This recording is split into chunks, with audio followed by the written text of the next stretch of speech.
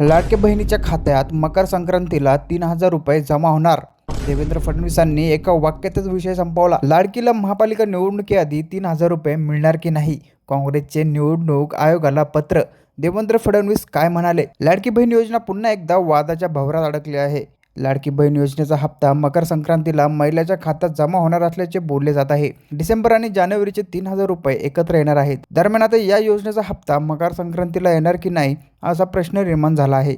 यामागचे कारण म्हणजे काँग्रेसने राज्य निवडणूक आयोगाला पत्र पाठवले आहे. लाडकी बहीण योजनेला आमचा विरोध नाही, पण महापालिका निवडणुकीनंतर योजनेचा हप्ता वितरित करण्यात यावे अशी मागणी काँग्रेसने राज्य निवडणूक आयोगाकडे केली आहे.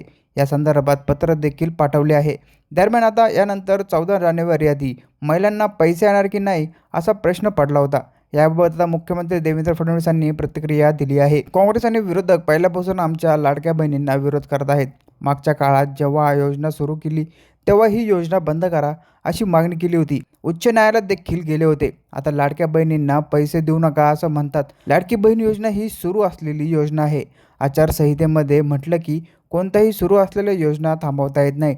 त्यामुळे कोणी कितीही काही पत्र लिहिले तरी ही योजना थांबता येणार नाही.